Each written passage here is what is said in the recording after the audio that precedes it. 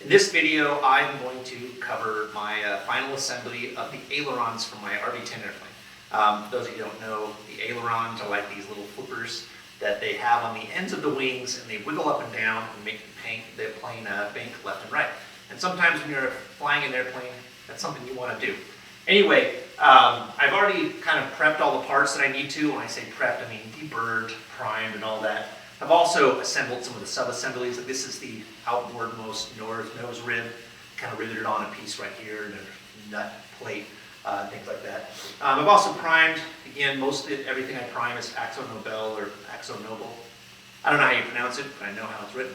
Anyway, sometimes I use SEM Easy Coat, which is this light green. At least it's the color. It looks more like a gray to me, but it's called light green.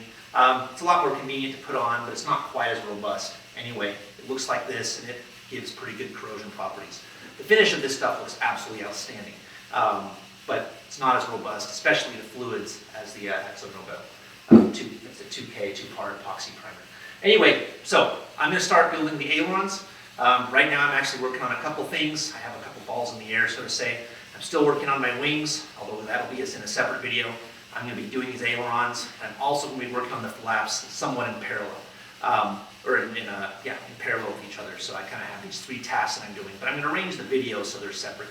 That'll make it a little bit easier to follow. Anyway, the first thing I need to do in order to put these ailerons together is I need to back rivet some stiffeners to the upper and lower skins for both the left and right aileron. So that's what I'm going to start with doing first, all the back riveting.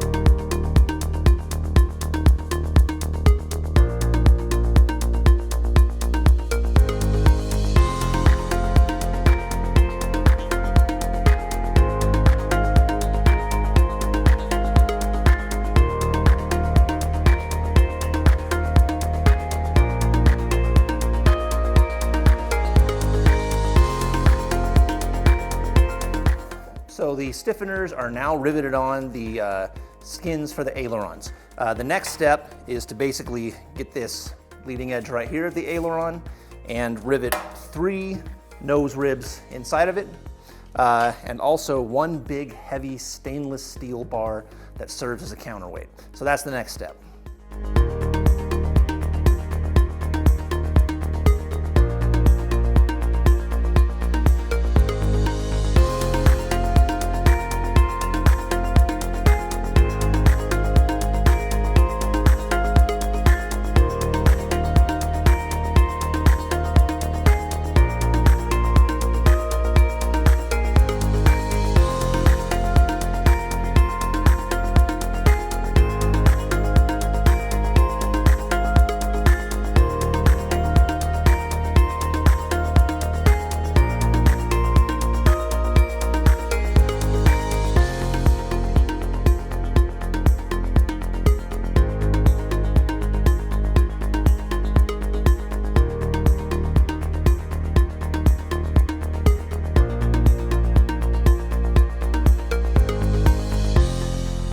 I have finished clecoing the nose ribs inside this leading edge of the aileron, and I kind of have the spar attached temporarily.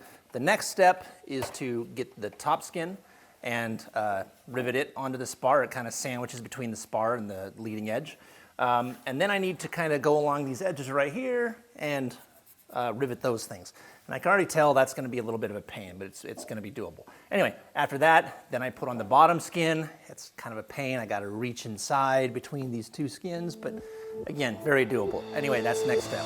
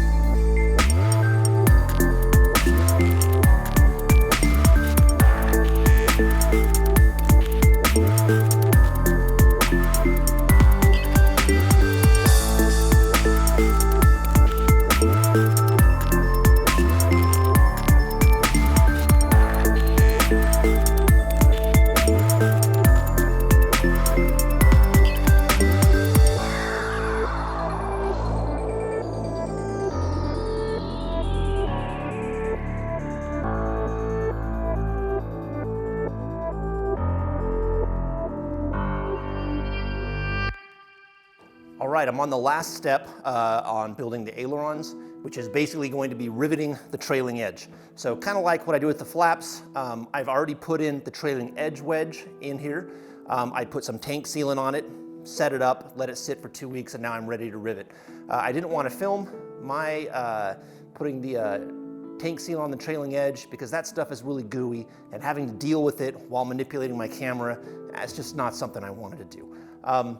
Normally in my videos, I kind of follow this formula. I just kind of talk about what I'm going to do, then I put it on some time lapse and kind of show you what I'm doing. It's kind of how I do this, or at least what I've settled on. But today, or at least on this end of this video, I want to do something a little bit different. This aileron right here is the right aileron, I think. It's the last trailing edge that I have to rivet on this airplane. I have riveted and finished making the trailing edges for the horizontal, the elevators, the flaps, the rudder, the left aileron.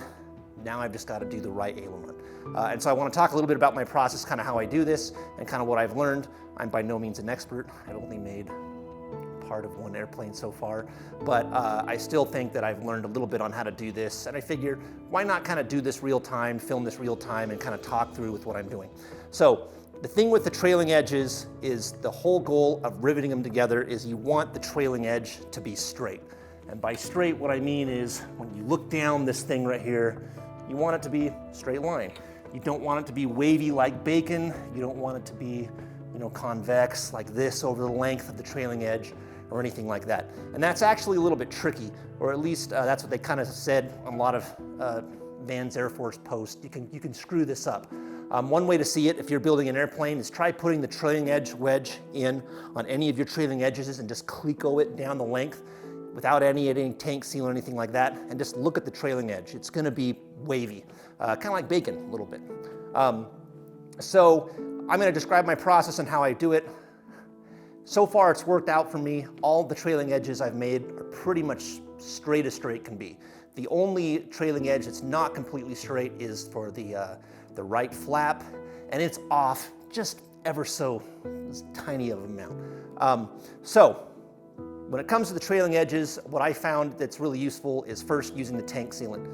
I don't know about the tape. I've never used that, but kind of thinking about it, I think however you smash the tape together, that's how it's going to stick. And so if you smash it together and there's a little bit of a wave in it, then there's going to be a wave in the finished product. I've never tried it, but I don't see how that could not be the case.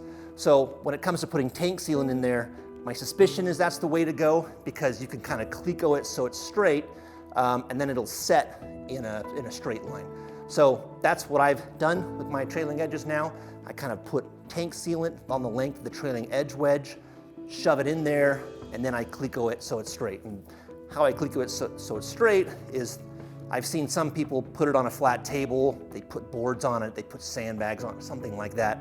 What I found works really well is you get some aluminum angle from Home Depot or Lowe's, and you drill holes in it. I don't know if you can see these, but there's some holes in it corresponding to all the holes along the trailing edge.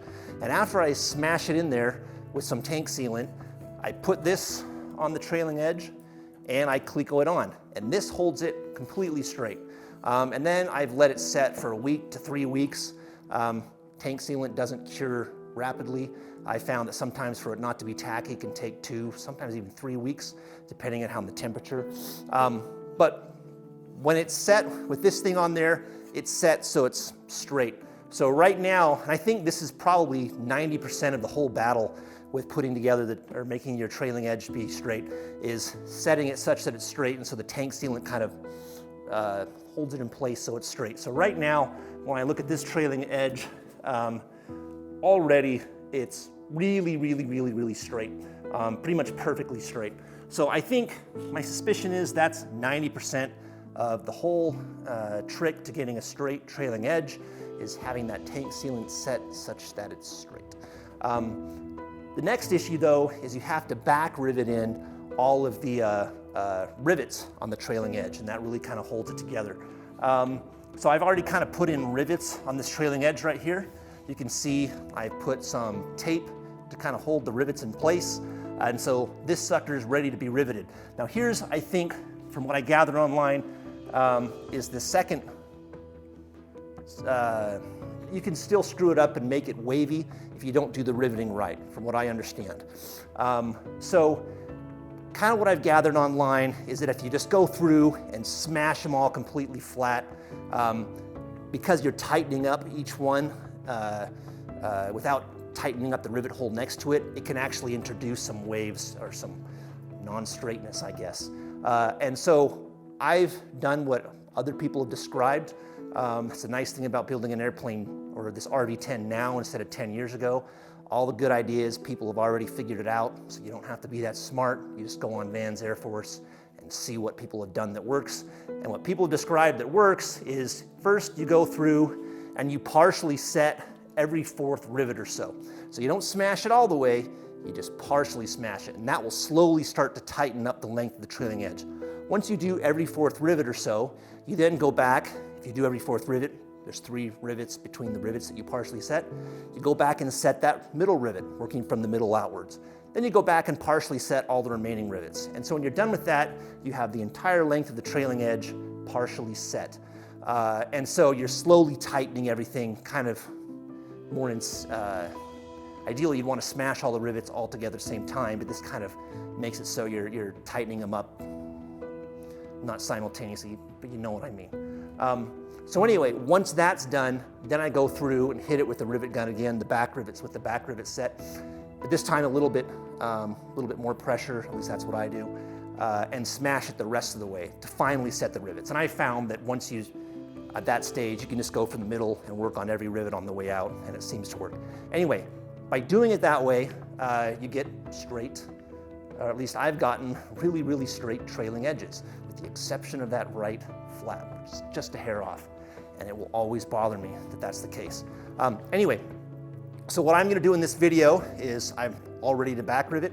I'm gonna take the left or right aileron off its stand here, set it up to back rivet it, and then I'll just kind of go through and do the back riveting, and I'll kind of take a video real time of me doing it, and if I have anything to say, I'll say it while I'm going through that. So that's what I'm gonna do. Set every fourth rivet, set all the ones in the middle, and then set the remainder of them just partially. Then I'm gonna go through and set them the rest of the way, and that's that. And I'm just gonna do entirely all this by back riveting. I suppose you could do it with the Cleveland dies too. If you're building an airplane, or if you've seen one of my prior videos or someone else's videos, you kind of know what those Cleveland dies are. They're the dies that are used in a pneumatic squeezer, and they can kind of have an angle to squish it. I've gotten some decent results with those, but I've actually found that back riveting gets a little bit better results, and I'm now comfortable with doing that. It's also a little bit faster, maybe not. Anyway, I'm just going to do this one entirely using the back rivet set. So I'm gonna get after doing that now. All right, so I'm gonna video this kind of at an angle so you can kind of see what I'm doing with the rivet gun. I've got my trailing edge kind of set up on my table with the back riveting plate right here, ready to go. And then what I'm gonna do is I use the rivet gun basically, and I first angle it so it's perpendicular to the table. Then as I'm hitting it, just a few hits, I rotate it so it's perpendicular to the bottom surface of the aileron or whatever trailing edge I'm riveting. So it's pretty straightforward. First, you wanna hold down a little bit of pressure so you're making sure that it's flush with the back rivet plate. Then you just kind of go like this. And I like to feel it, and that's partially set. So basically, I'm gonna go through every fourth rivet hole, or every fourth rivet, and just partially set it like this.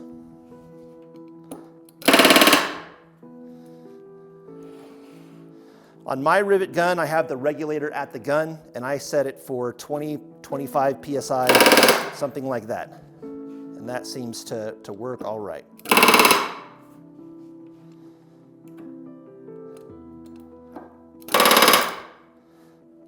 So anyway, that's it for right there. So each rivet is sticking out a little bit, but it's basically in there good enough to kind of sit there on its own, and it won't fall out if I take off that back rivet tape. So now I'm gonna go work it to the other side. I usually start in the middle and work outwards.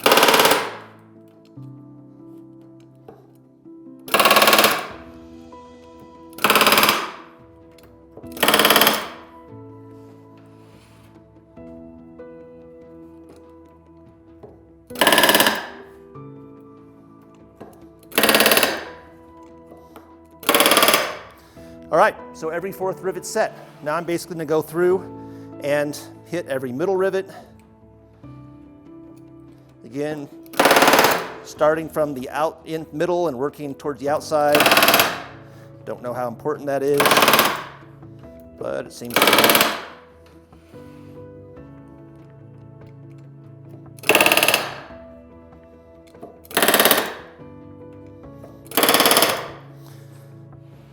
Okay, then I'm going to go through and just hit every last rivet,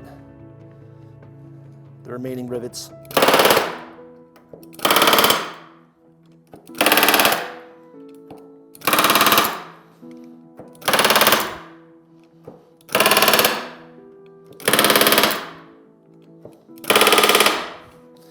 Want to make sure you move the back riveting plate.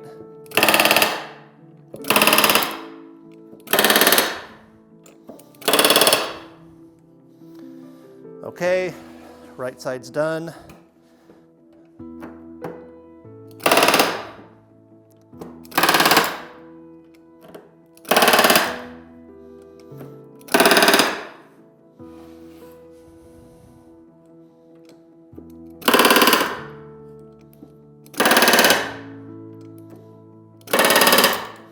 All right, every middle rivet's done there.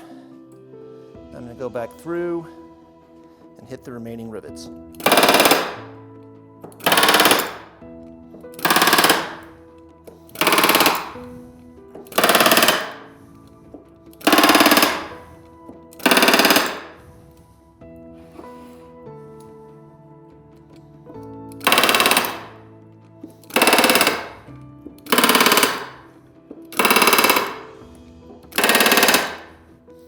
Okay, so all the rivets are now partially set. So what I like to do at this stage is take off this back rivet tape and make sure I don't have any that are sticking out.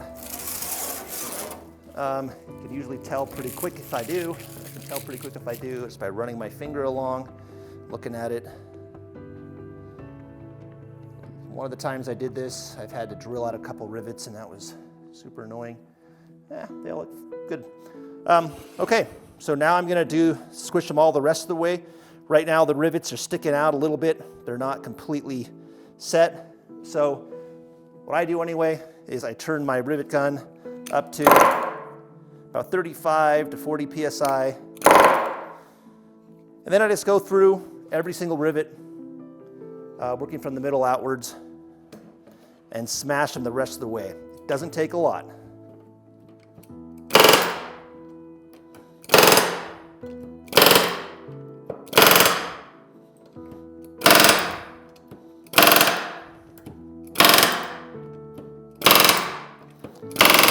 So this goes pretty quick.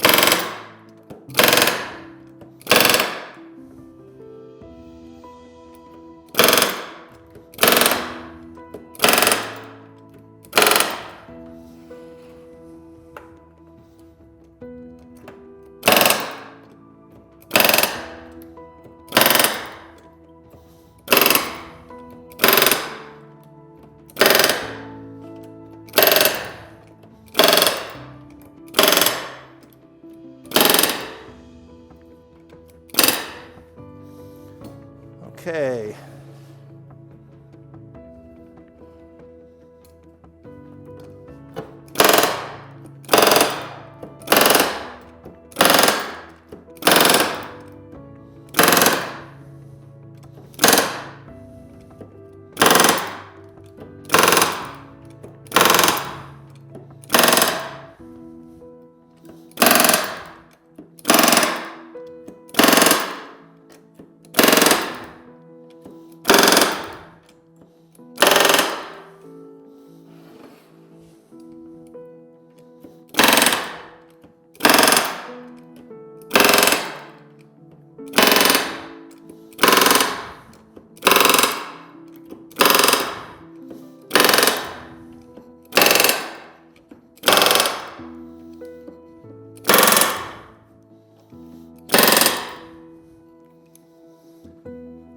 All right, so that's it. Looks like everything's set pretty good.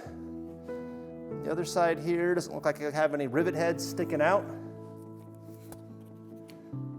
And wow, that is nice and straight. Nice and straight. I'm going to get the, where did I put the, it's right here. I'm going to get this and kind of see if it's as straight as I think it is. I hold it flat on one side. Oh, it's perfectly flat on the other. Yeah, that's perfect. So that's it. I'm done with the right aileron. It's perfectly straight. It's the last trailing edge that I have to make on this project. It might not be the last trailing edge I ever make because I'm already thinking about building a second RV10. Don't tell my wife.